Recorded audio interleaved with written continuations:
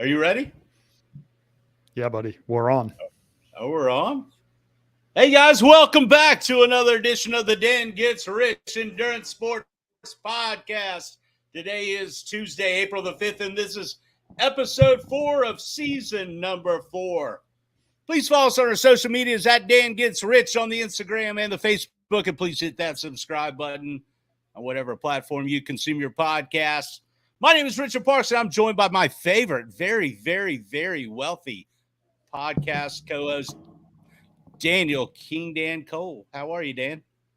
Good, Rich. Well, they don't call it the Dan Gets Rich podcast for no reason at all, right? I've kind of upgraded my surroundings. It looks like I've been in a dungeon before. You've been in a burlap sack. I see you're outside of a middle school building right now with the brick background, and I decided to have the nice, luxurious living room in my background.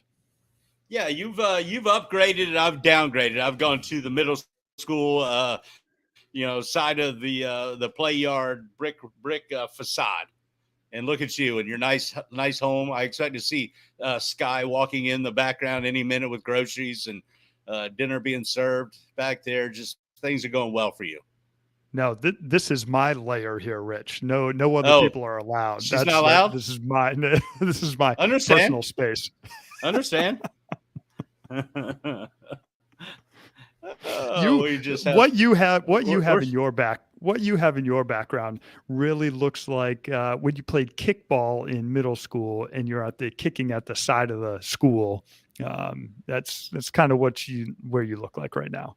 And now all you need is your creeper van, and you are 100% going to get arrested. The creeper van's gone. I sold the creeper van. We discussed this a couple weeks ago on the podcast. I've sold the creeper van. I did have a situation this week where a few years ago, it's been longer than that, like 4 or 5 years ago, I had a little 98 Forerunner. I love that thing. I loved it. And I sold it to this girl that was around here, lived at the beach, and I sold it to her, and she's selling it right now. And I want to buy it back. I want to buy my Forerunner back, right? Is she charging you more than what you sold it for? No. The story's so a couple weeks ago, I was at Cora, which we don't speak that name. I was at Cora, the second best physical therapist at the beach. I was at Cora getting some work done, and the car was parked. The Forerunner was parked right next to Cora. So I went outside and I didn't see the person. I didn't see the girl I sold it to. I didn't see her. I went and put a note on the car and I said, "Hey, I want to buy the car back. I want to buy, if you're going to sell the car." And then this week, Janine sent me the truck. It was on Facebook Marketplace. And I was like, oh, I got to have that truck. So I had left a note on her car and said, "Hey, if you want to sell, this is Rich. I sold you the vehicle. If you want to sell the vehicle, I would like to buy it back from you." And this week, it was on Facebook, and I messaged her, and she didn't respond. And Janine thinks that she might think that I'm kind of stalking her or something. There's something inappropriate going on. There is 100% she thinks you are stalking her. Fuck. You left a note on her windshield saying, "I want to buy your car." I sold it to her. She exchanged money for the vehicle with me like 4 years ago. I met her father, and she was in nursing school. Now she's a nurse. She's a very cute young lady. But yes, I probably am. Gosh, but Janine knows where she lives. She knows. Listen, it's in the Neptune fact Beach, that you so she goes, "You cannot go by the house." The fact that you've kept up and know what she's doing right now is creepy too. You shouldn't know what she's doing. She messaged me it was on Facebook, and so I clicked on that thing. I go, "Yes, that's the girl I sold it to. I recognize her. She was a nursing student. Now she's a nurse," it said. So it's not that creepy, but I guess it is. So anyway, she didn't acknowledge me, didn't even answer me. I was ready to pay full asking price, which was to the penny what I sold it to her for. So she's selling a vehicle that she drove for like 4 years, put 50,000 miles on, and she's selling it for the exact same price I sold it to her, and I'm willing to buy it back for that. Isn't it crazy? I know exponentially used cars have gone up so much that you Crazy. can do that. It's I drove by. So we were down in Claremont. We had that training camp this past weekend for Stellar, which Average Joel put on. By the way, did a great job on that. So kudos to Joel if he's listening out there. So we drove by one of the car dealerships down there, and obviously every person that drives by a car dealership right now, you look and you're like, man, looks a little sparse there. This car lot literally had like 5 cars on the lot. I'm like, how much longer can they stay in business? They have 5 cars. They're gonna... So one of the first jobs I had was in a sporting goods store. We were like, the guy that ran the fishing department was this old guy. His name was Bob. It wasn't Bob, but I'm going to say his name was Bob. And he, they kept running out of stuff. And he told me, Rich, you can't sell from an empty wagon. And I always remember that. You can't sell from an empty wagon. Did he say it like that? Was this... Yeah, Rich. His name was Bob. Rich, you can't sell from an empty wagon. And so I equate that to the used car lot that you just saw, right? They've got an empty wagon. They for sure have an empty wagon, and there is no end in sight to when they are going to fill that wagon. So they're perpetually going to try to buy back cars and make it last until they can get more inventory at higher and higher prices. So I've seen, did we discuss this? People that are selling their cars back that are 2 or 3 years old for more than they bought them for. So they're getting paid to have driven the car for 3 years. I bought my car from Nimnik Buick GMC down off 1, right? They're one of our great sponsors of Stellar Endurance. Bought my car down there. I get a letter from them at least once a month saying we want to buy your car back. That's Becky Nimnik. She's on the team, right? She's one of the most pleasant young ladies I've ever met. She's so nice. I know. She's nice. Awesome. Yeah, she shows up. She just hangs out with everybody, puts her work in, does it, like truly enjoys just being around the team. That's what the team, triathlon team's all about. You get the camaraderie and you bring together a bunch of people that probably would never ever hang out in any other instance together. 100%. So such a pleasant young lady. Yeah. So they message you and want to buy your car back all the time. All the time. And I actually went in a couple times.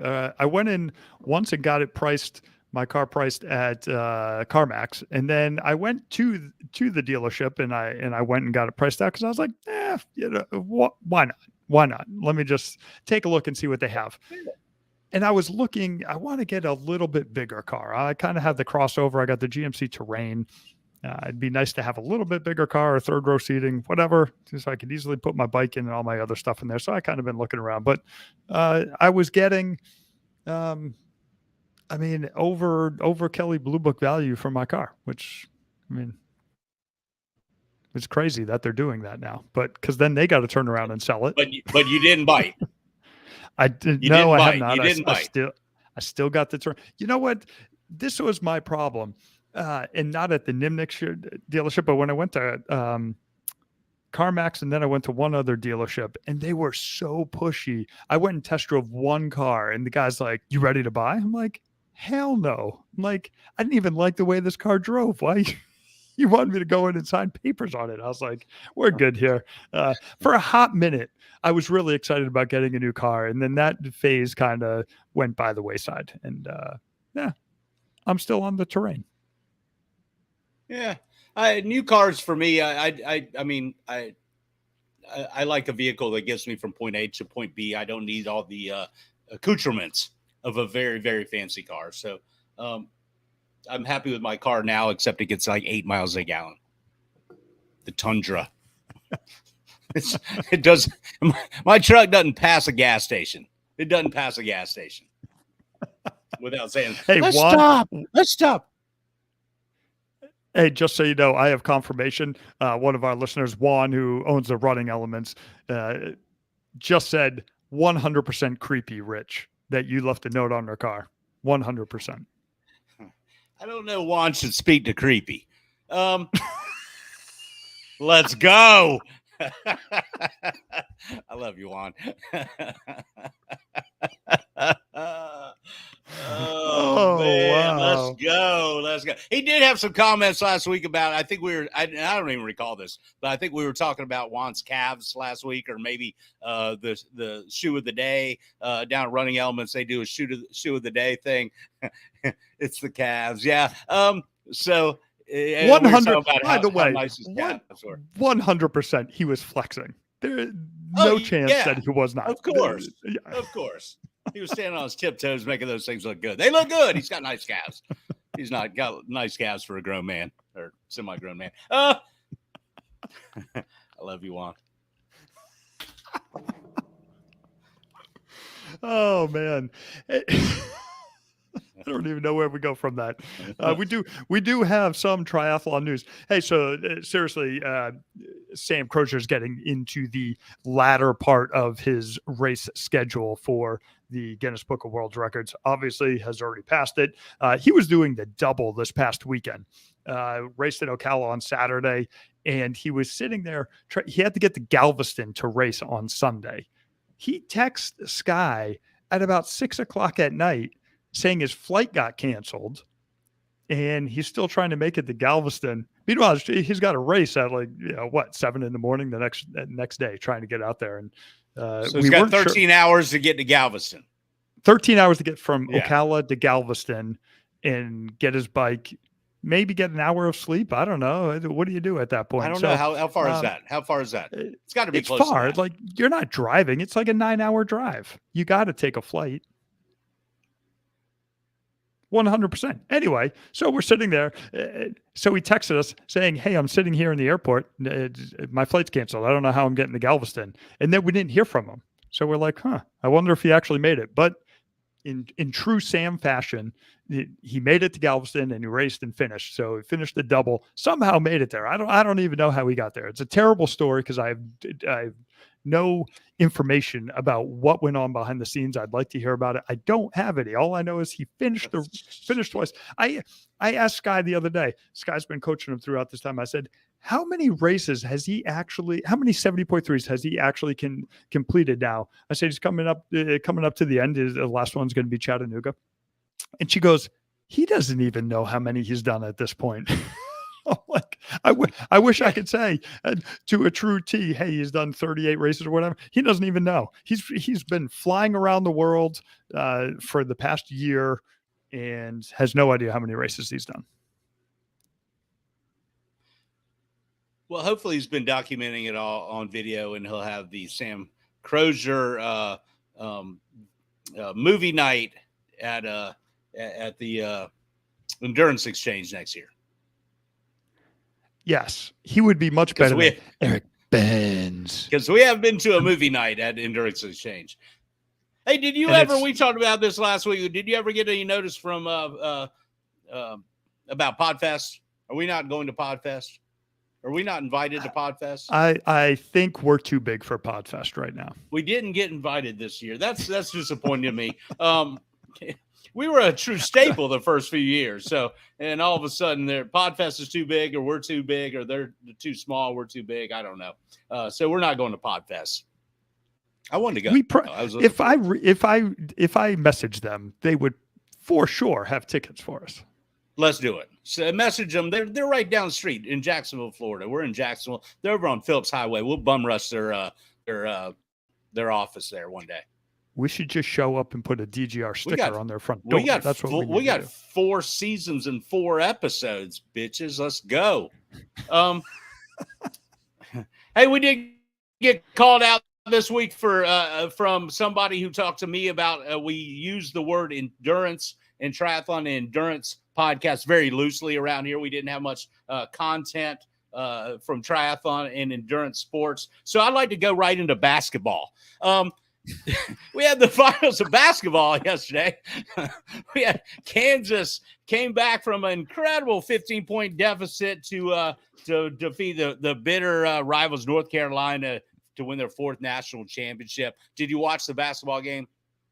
I did. I watched it all the way to the end. It was an absolute fantastic game, much better than the Final 4 games that went on Saturday night because they weren't as close. But I was excited. I was actually, I had no skin in the game, but I was cheering for University of North Carolina. I wanted to see them win. They had overachieved the entire tournament. They were number 8 seed, which would have tied the lowest seed ever to win a championship on there. So was cheering for them. Hubert Davis, obviously first year as the North Carolina head coach. I don't know. I just like something about Chapel Hill in North Carolina that I've always been gravitated to cheering for, even though I never went there. Don't have any skin in the game.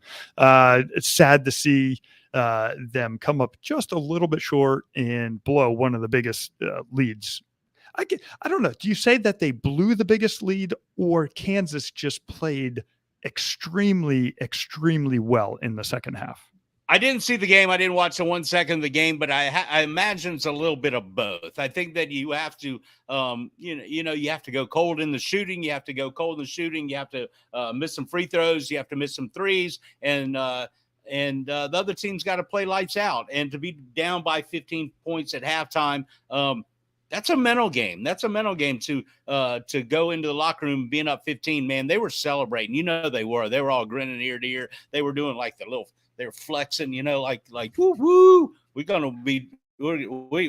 winning this thing. And is that the bird? Is that a bird dance? Did you just do a bird dance? Like what? It was a little Rolling. It was a little Rolling Stones. Woo woo. Woo woo. Oh my goodness. So you imagine there was a little bit of that going on in the locker room, and that's easy to do in sports. Man, you think about sports and all the competitive things that you've done in your life, especially team sports, where all of a sudden the tides can turn. Momentum is a thing.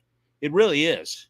Especially in team sports where all of a sudden the momentum, and it's palpable sometimes when you feel the momentum switch and go to the other side, and you're like, oh, here we go.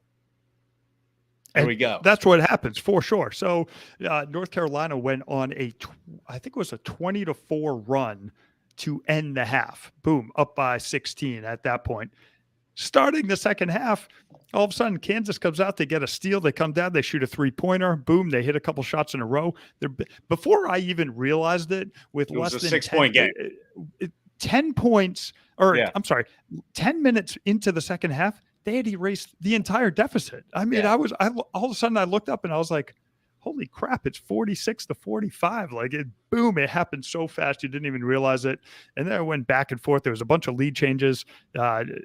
Kudos again. Kansas played lights out, but I mean, both teams, I wouldn't say that North Carolina technically lost it. I think they just got outplayed in the second half. I don't think they did anything egregious where you would say, oh man, they just threw that game away after leading by 16 points. So good on them. It was a great game. Kansas national champions, Bill Self again. I think that was his second championship at Kansas. So good on him. Did you say that the 8th seed would be the highest seed to ever win? I wouldn't have guessed that. I guess you got 8 seeds. You got 4 brackets. That's the top 32. So that's 32nd, right? Yeah. Yep. So that's what that. Yeah. I mean, that's. But again, I mean, it all depends upon your record. Like, I mean, Carolina had a decent record, but you going into the tournament, you would have never expected them to go as far as they did. I had them in my bracket, which was busted very early. So I don't know if we want to talk about that, but I had them going to the Sweet 16 and then ending.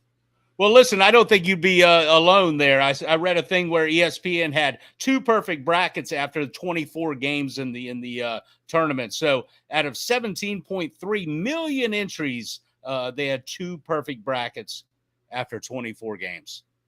Did you step your game up and are you bringing facts?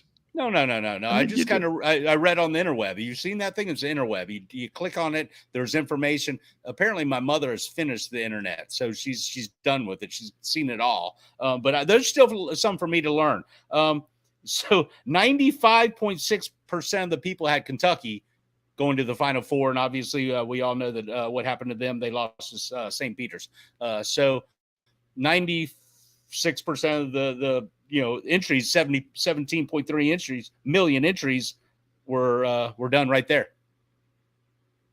Yeah, it's a lot of people had Kentucky. I had Kentucky winning the first round, losing second round, so it wasn't too terribly sad when they lost. But I chose Gonzaga to win it all, and of course we know how that turned out. So let's talk a little bit triathlon. I say so we don't disappoint the fans that are out here wanting to hear some triathlon. Oceanside 70.3 was a big race that went on this week, and Jackson Landry of Canada, he bested a stacked field this week, including Alistair Brownlee, Lionel Sanders, Ben Canute, Sam Appleton to win the 70.3. Said he just had a great day. Race of his life. He's found another gear at 5K to go, and when Brownlee was kind of struggling, and he buried him right there. But a big stack field and a big win for him there at Oceanside 70.3. Yeah, for sure. And who was that one guy that you mentioned? I think he's from Canada. Yeah, I just kind of blazed. I just kind of blazed over that because it was cringy. But whatever.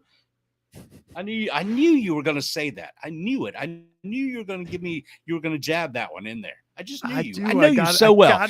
You do. I know. We've been doing this for 4 years. Like I said, yeah. So Jackson Landry, obviously coming out of the great swimmer, coming out with anytime you can come out with a Brownlee and Rudy Von Berg in the swim, you're doing something right. Had the fastest bike split of the day. Had about a minute there. Lionel tried to run him down, he was right there. He ran a 108 at the end. Jackson Landry ran a 110. It sounded, I did not see it, but it was all the talk about everybody in the triathlon world. Basically, Jackson Landry, I guess, was behind a little bit, but caught and passed everybody with half a mile to go. Ended up winning by 33 seconds.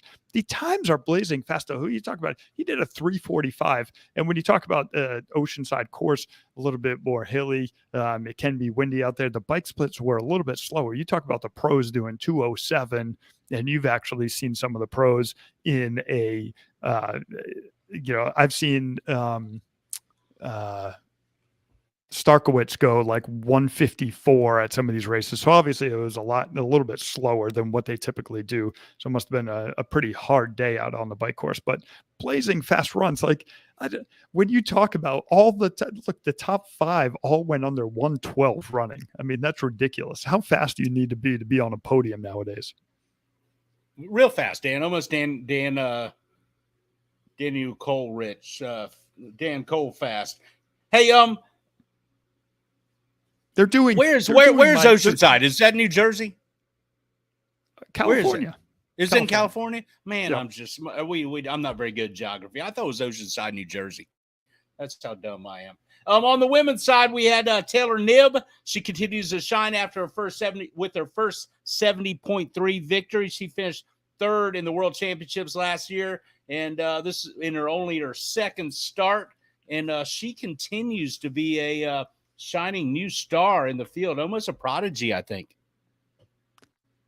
She is probably one of the most exciting people in the sport right now. And I think ever since, when in the Olympics, she performed so well. Then at the Collins Cup, she came out on her road bike and had the fastest women's bike split the entire day on a road bike, really laid down, people recognizing the kind of athlete that she is. She beat everybody, or at least top 5 on the bike, which is where she won the race by 3+ minutes. I mean, 3+ minutes is a huge advantage for you coming out. And she ran basically the same as everybody else did. They were in that fastest person. I see Ashley Gentile ran a 1:16:36. She ran a 1:17:48. So she's right there, but second, thirds all ran the 1:17s. I mean, to lay down that bike split for her. I mean, that's just, like you said, I mean, she might be the new face of triathlon.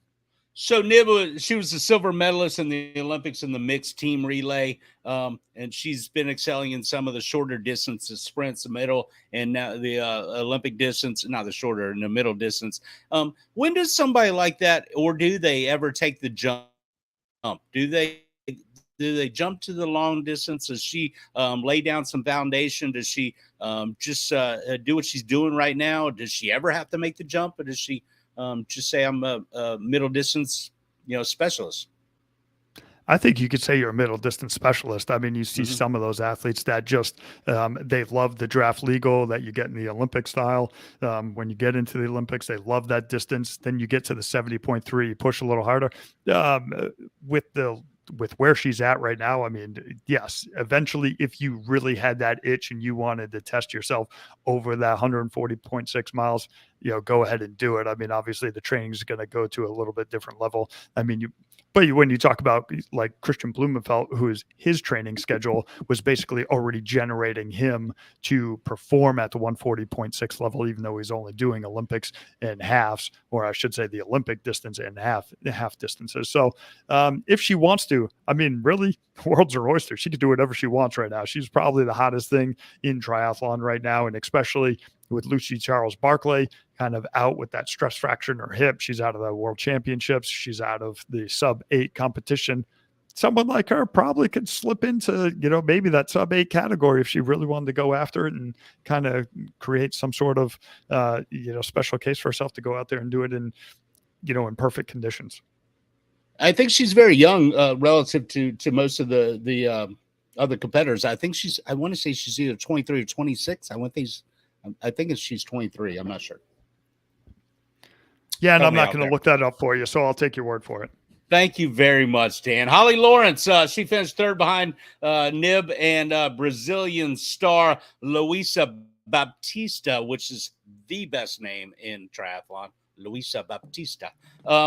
And she posted some. She had a lot of problems on the run. She had some blisters in her socks, and she posted on the Instagram machine. She said, "Word to the wise: wear the damn socks. Don't try to save a couple of seconds unless it really, really matters. Missing a lot of skin right now, and I can't say that it was worth it. The last mile, all I could think about was my open bleeding blisters. That was freaking torture. My beautiful white Nikes are now red." I just thought that was fantastic. She runs the last mile just bleeding out through her shoes and finished third behind Nib and Luisa Baptista.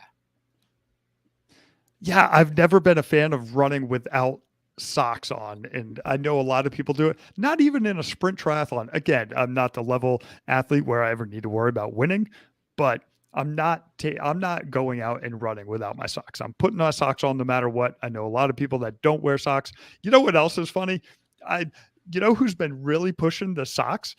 Sam Long. He must have a new sock sponsor, and I don't even know who it is off the top of my head. But remember, after he won his second race of the year, he talked about how in transition he couldn't get his other sock on, so he ran sockless. And then I thought it was kind of ironic the next day, he's pushing his performance socks the day after he won a race without having the sock on.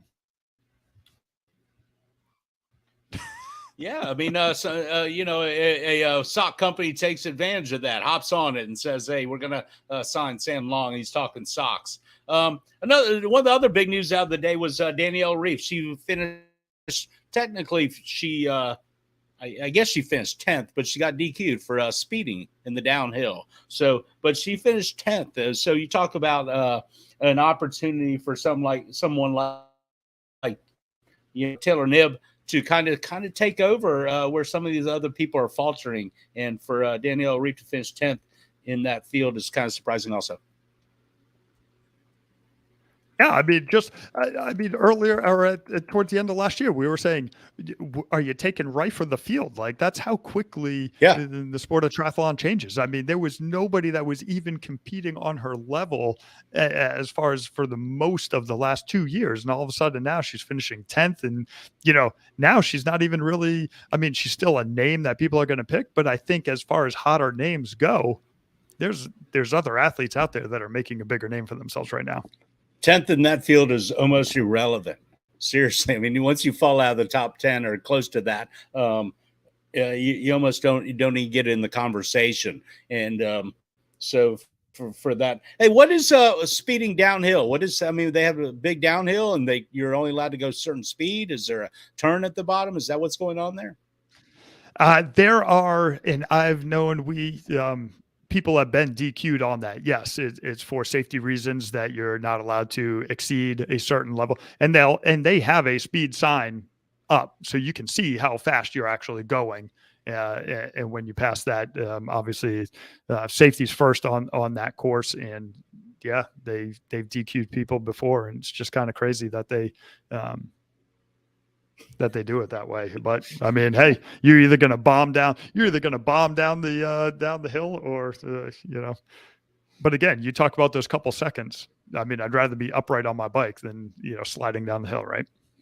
Yeah, I guess so, but it seems kind of weird. I mean, this is a sport. You're supposed to go as fast as you can, and these are not the back of the pack amateur field. These are people that have incredible bike handling skills and should be allowed to go as fast as they need to go or can go or want to go to that point.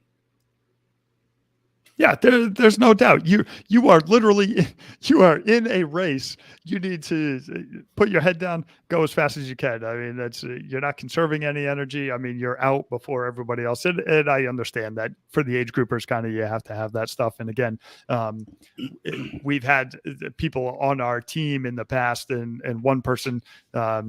One of our athletes, her sister was out there racing at Oceanside, and she actually got DQ'd, and she was trying to qualify to get her pro card during that time, and she ended up getting DQ'd for going too fast.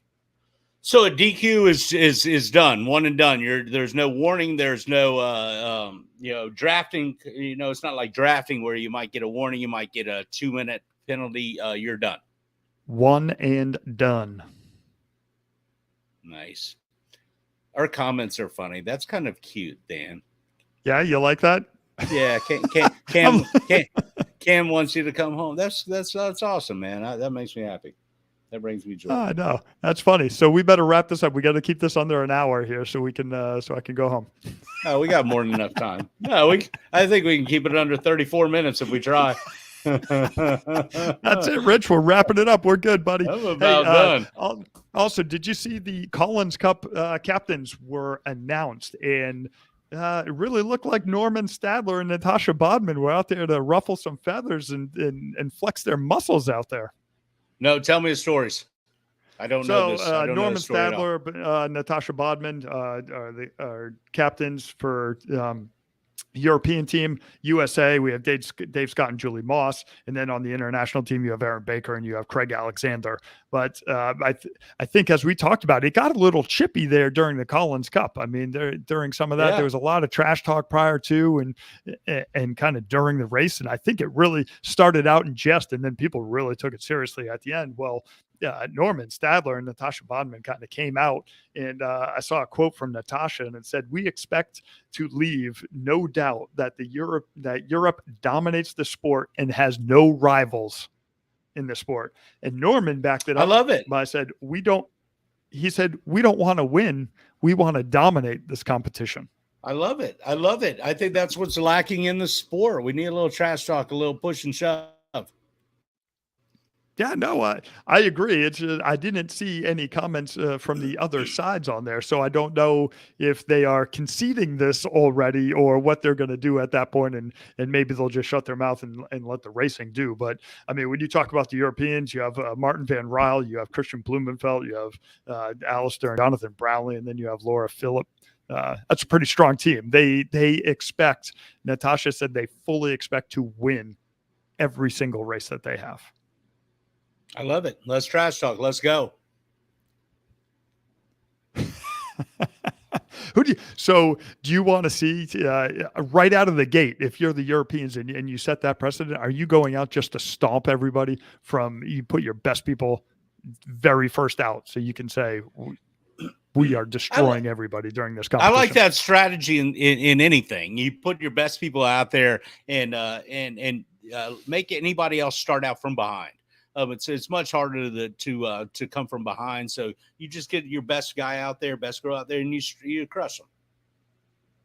Yeah. I crush you like grape.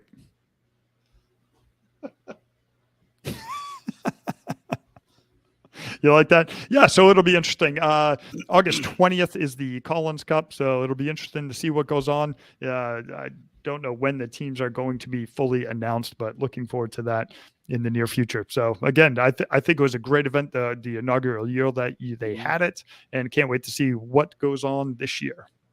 It is nice to see a full slate of things going on again. You kind of we open. I know you've got a lot of things that tell you when things are happening, your Google alerts, all that kind of stuff, as I do too. And you open up under triathlon, and there's a lot of shit going on where, last year, for so long, we would just sit here and look at each other and contemplate how handsome each other was, and we didn't have anything to talk about. So it's finally starting to come around, and you're seeing which athletes really put in the time and trained, and which athletes maybe didn't. Maybe we're resting on their laurels, Daniela Reef. Oh, look at you! Who? Wait, what? Who just said what? 10th. But some athletes were obviously. Is she the new Heather Jackson? Ooh, I'm sure Heather Jackson's gonna show up at my house one day and beat me up. Oh, for sure, she's gonna kill you, and she's about 5'3". She's gonna maul me with that short hair. I'll deserve it, 100%, 100%.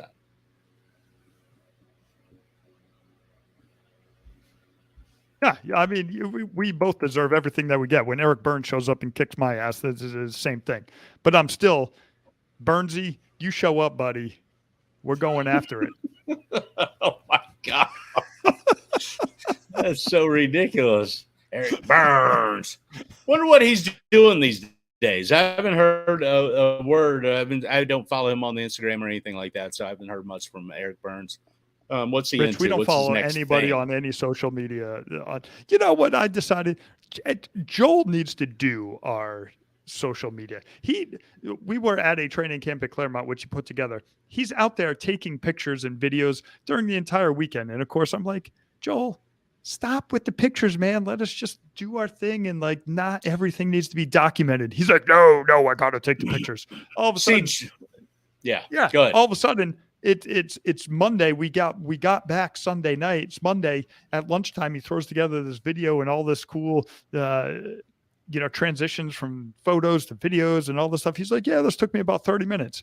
I have now nominated you, Joel, because you have proven that you are far superior in any social media thing. And we hate doing it. So Joel understands the power of the video, and he understands that. And his video is fantastic. And I don't think that only took him 30 minutes. Maybe it did because of his supreme abilities, but that seems like something that would have taken a little bit longer than 30 minutes.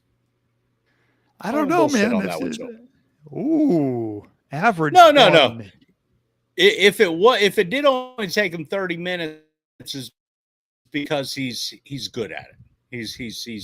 He's working on his craft. He's working, and he understands the power of the social media. He understands the power of the video. He understands that. Is he above average? Are you saying he's above average? He's a man with his finger on the pulse of what's going on in today's society. I thought you were going to say he's a man with his finger somewhere else. No, I speak with very highly respect for Joel. Oh man, that is too funny. Too funny. Hey, did you see that Netflix is coming out with that Tour de France series? No, let's talk about it.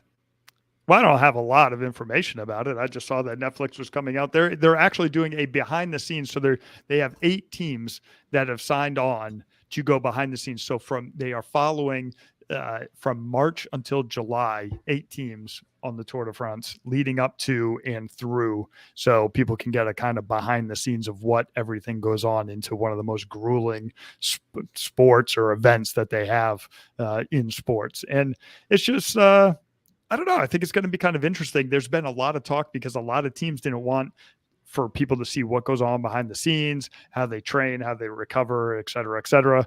How many shots they get in their butt. No, kidding. No, why would you kid about that? I mean, it's reality, right? I know. I think they've probably cleaned it up a little bit. I don't think it's as bad as it once was. I don't know. Maybe it is. I'm just naive. I don't know.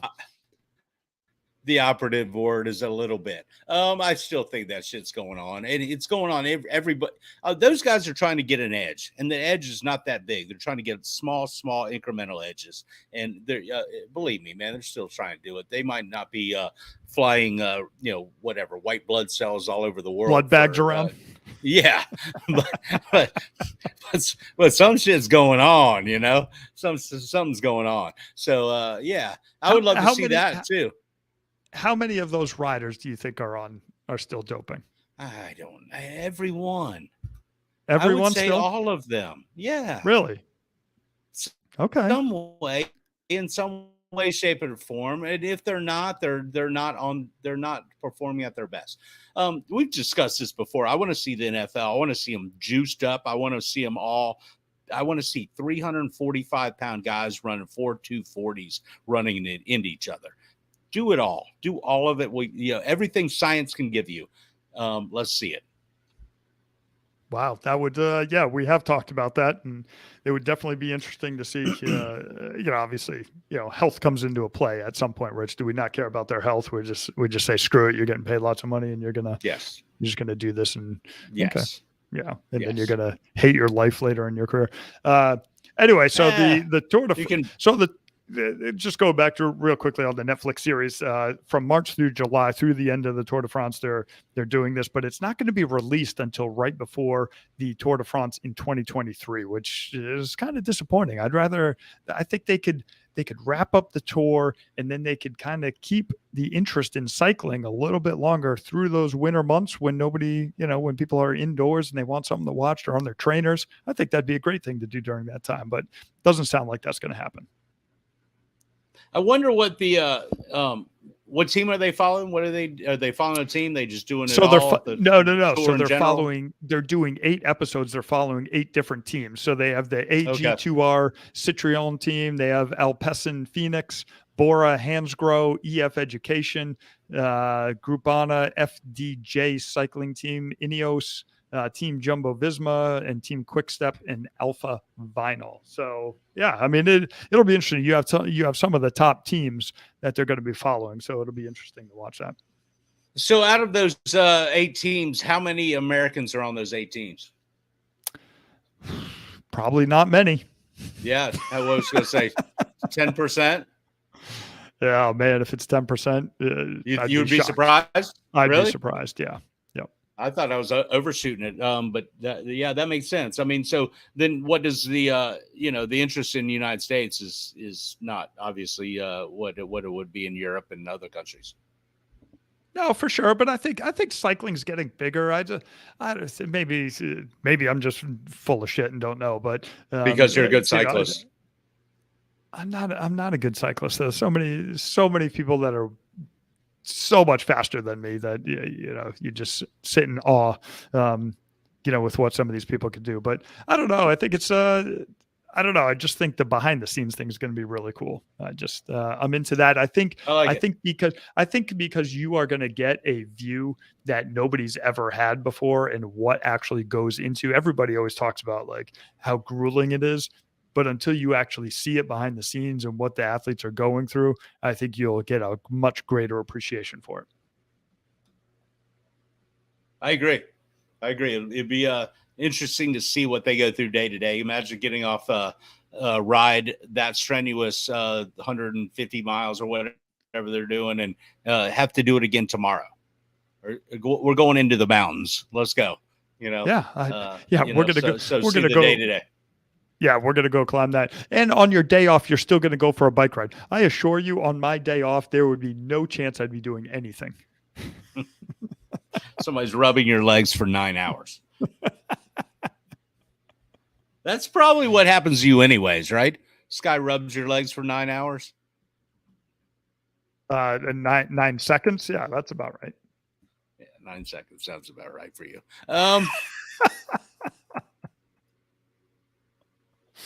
Oh man. Hey, off topic. And I know people aren't talking about, they get honest about not always talking about triathlon, but did you see Las Vegas is now going to have a Formula One night race through the Strip? That would be amazing. That will be amazing. It's happening. That will be amazing. That is going to be one of the most incredible races under the lights down the Strip through the backside. I mean, that's going to be a great event. I'm sad that it's not going to happen until November of 2023.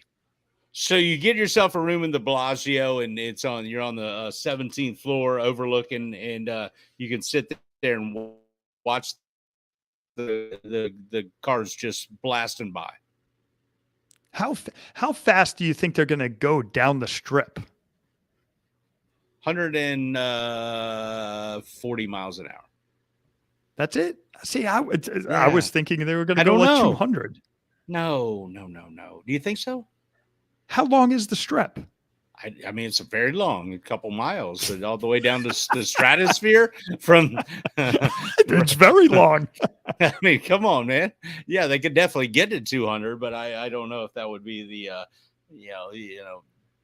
the speed they would accomplish. I don't know. Okay, so it says the Las Vegas Strip is 4.225 miles long. Yeah. So if you were, so if you're going that long, like right, of course, hammer it down 200 plus. You could. Maybe they will. I don't know. I guess they will. I don't know. I haven't seen the.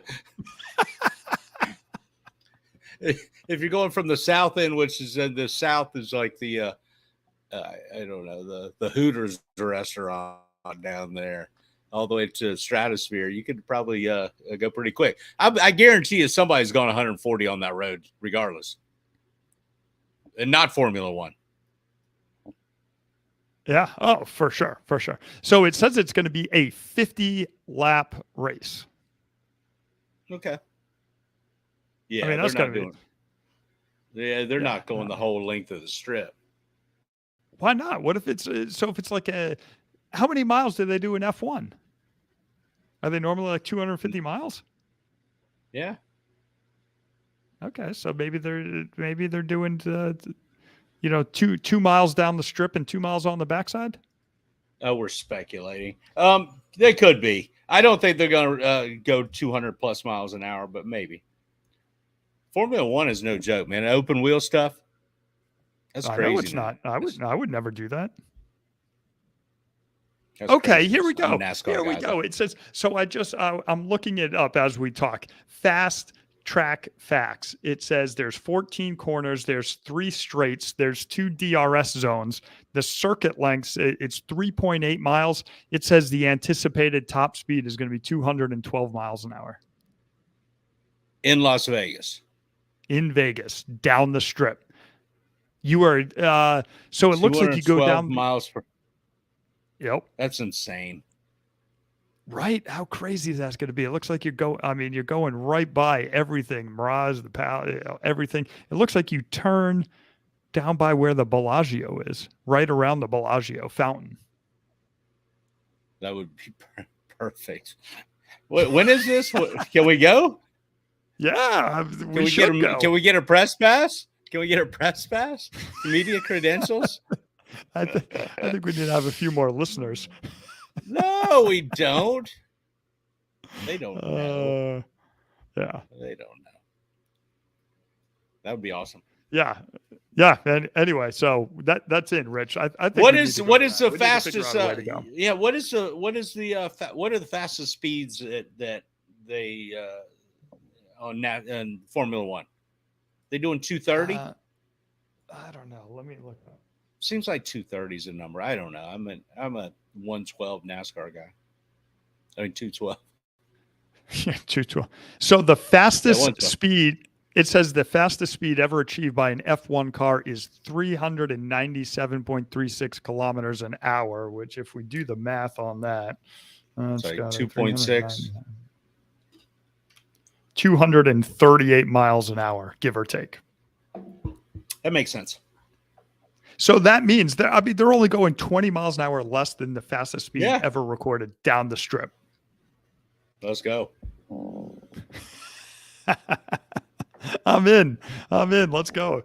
That's much more exciting than any NASCAR event for sure. I agree with you.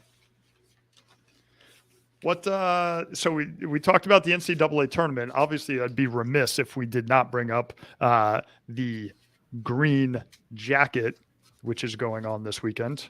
You see Tiger is officially going to play.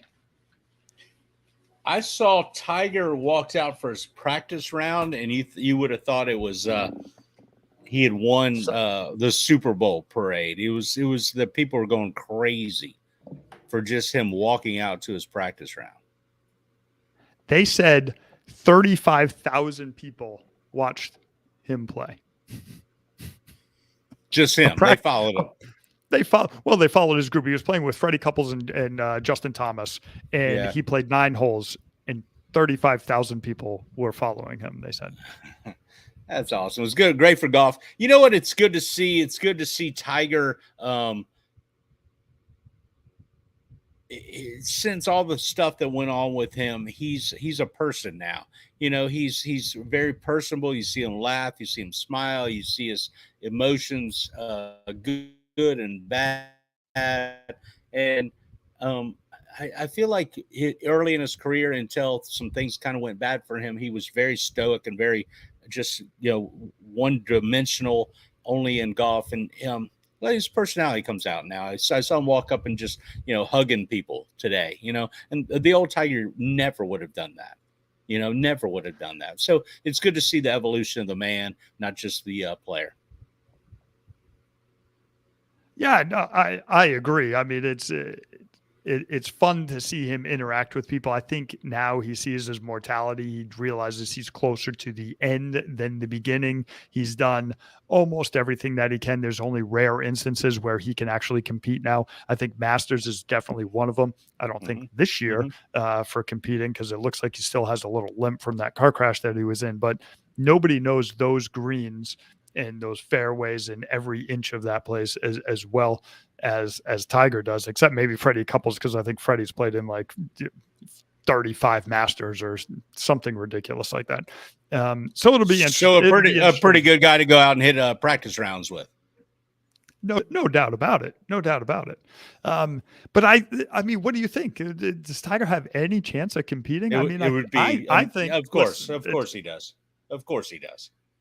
Of course. I mean, he's not going to hit the ball as long as all the other guys now. He just can't do it with his legs and back. And but I mean, Zach Johnson won, and he laid up on every single par 5 back in 2009 and ended up winning the Masters. So you don't have to be a long hitter to be able to compete there. You need to be able to putt, and you need to be able to chip. What's the guy's name? The last little guy, that smaller dude, Corey Pavin. Man, Corey Pavin was a tiny guy. He was a little bit, he used to never hit the ball far, but he would get up and down and putt, and I bet Corey Pavin had 20 wins in the PGA, which is a big number. What? You think it's 20? You don't think? That's a lot. Yeah, okay. 11. Oh, I stand corrected, man. Corey Pavin, 20. Well, it says 28 professional wins. Yeah, he could have won some in the. Do I need to look at the stats here on him? Yes, I want to know now. Now I'm like, let's go. You mocked my. I did. I mocked you. I thought there was no chance. But he was a little guy that would just get down the middle of the fairway and hit some good irons and win tournaments. All right. ESPN's only giving me like current stats. I don't want current stats on what he's got. If we go to the PGA Tour. Hey, Kansas overcame a 15-point deficit this week to win the NCAA championships. What is the largest deficit that a team has overcome in the NCAA tournament to win a game? What do you think it is? Oh man, to win in the championship game or to win any game? In the tournament game. I think a team's probably overcome a deficit of like 21 points. We have 25 points. BYU over Iona. In 2012, they were down by 25 points with 10 minutes to go, and they end up winning 78-72. All right. Okay. That's pretty crazy. Yeah. So one of my questions was going back to what's the largest deficit overcome in a national championship game? It was not. Oh my gosh. I just saw this. I can't think of it. It was not the Kansas game, correct? It was the Kansas game. Was it the Kansas game? Yeah, in Okay. the championship. So the largest comeback Okay. prior to that was 15 points from Loyola to overcome Cincinnati back in 1963, and that was the largest comeback ever in the championship game. Right on, right on. Hey, I don't have another question per se, but I just wanted to ask you, what is the biggest comeback that you remember in sports that kind of where you sat there and went, man, that was amazing? This is easy for me. Hands down, Boston Red Sox, New York Yankees, 2004. We're down in a 7-game series, down 3 games to none, 2 outs in the 9th, runner on first base, and Mariano Rivera, probably the greatest closer ever in the history of baseball, on the mound. We're down to our last strike, and you have Dave Roberts stealing the base heard round the world, right? Yeah. Steals second. We get a bloop single, win the game, and the rest is history. That's amazing. Down to the last strike, right? Unbelievable. I mean, I'm sitting there. I'm like, oh my God, Rivera's in. Like, we got it. Then, I mean, Dave Roberts was almost out. I mean, it was such a bang play at second base. Got in there with his foot. And yeah, I mean, we scored there, came back and won the next night as well. Big Poppy came back. We had I think he either hit a home run, walk off in that game, or was the game after. He had 2 back-to-back game-winning hits, and then we ended up blowing him out in Game 7 in Yankee Stadium. Greatest comeback ever. By what year was that? 2004. 2004. That was a good one. Hey, mine was the choke at the Doak, and it was in 1994, Florida against FSU in college football. Florida came in being the 4th-ranked team in the country. FSU was number 7, and Florida was up 31-3 in the 4th quarter. And FSU came back and tied the game, and they went on to tie the game at 31-33. So the choke of the Doak. So kind of shitty that they went away as a tie, but when you're down 31-3 in the 4th quarter, to come away with a tie is a victory. For sure. So did they blow that game, or did they win that game? I mean, is that FSU just started steamrolling, and it was one of those things where when you see in sports, and I know you see it, where all of a sudden one team is on their heels and they couldn't do anything right. And everything that FSU did was right. So, in that kind of just being back on your heels, it just seemed like everything FSU did was right. Gotcha. Yeah, it's the choke at the Doak. The choke at the Doak. I do remember that game. I didn't realize it actually had that name. But hey, I was watching this weekend while we were down in Claremont doing our training weekend. I just stumbled upon this on the Hulu account that they had down the thing. It was called Whistle TV. And late at night, I was sitting there in bed right before falling asleep, and they had people jumping off the cliffs in the flying squirrel suits. You know, those things that blow up. And I'm like, how fast? What do you think the average speed is on a squirrel suit? And what do you think the fastest speed ever achieved in the squirrel suit is? I don't think it's as fast as I think it's going to be. I think it's 127 miles an hour. Is the fastest? Yeah. Okay. What do you think the average speed is? 127 miles. I don't know. I don't think you can fall faster than that. I don't know. Can you? So the average speed is 100 miles an hour in the squirrel suit. Okay. The fastest speed ever recorded was by Fraser Corson of the UK. He was jumped off a cliff in Davis, California. He reached 246.6 miles an hour. So he obviously has something different than gravity. He's got some sort of, I mean, it's just not gravity. He's that's reaching that. Yeah, I gotcha. his memorial was fun, wasn't it? I'm sure that dude's not with us.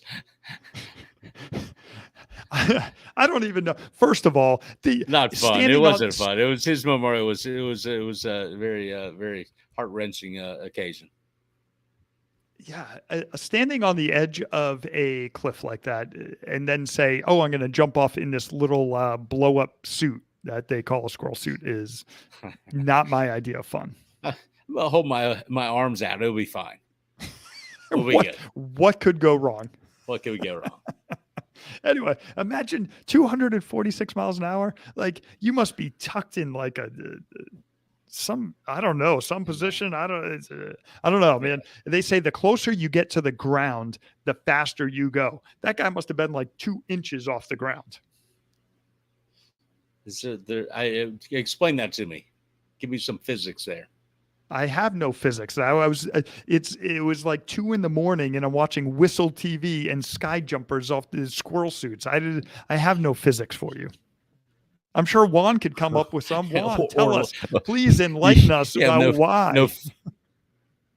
No physics and no life, obviously, watching that at 2 a.m. Hey, Dan, it was very nice talking to you tonight, man. Every 2 weeks we get together and we talk triathlon, some endurance sports, and some other bull crap. And I really enjoy it. So it was nice talking to you today. I always enjoy it too. Hey, and right before we get off this weekend, if you are local in the Jacksonville area looking for a run, April Showers is going on Sunday, April 10th over in Nocatee. They have a 5K relay. They have a 10K option. The kids get to run for free. We have a code if you want to participate. It's SKY22. That's SKY22. To get a little discount to get in there, but we will be out there.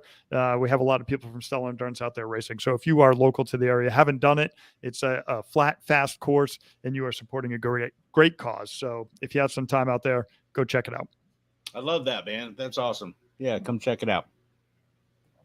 All right, Rich. I enjoy talking to you too. Look forward to the next time that we get together, buddy. I think we're gonna flip up our backgrounds too. Nice living room. Somebody's knocking at your door back there. I think it's the Amazon guy. I just keep seeing him knocking at the door. He's got another package for you. Hey, Dan, I'll talk to you soon. All right, man. Later. Bye-bye.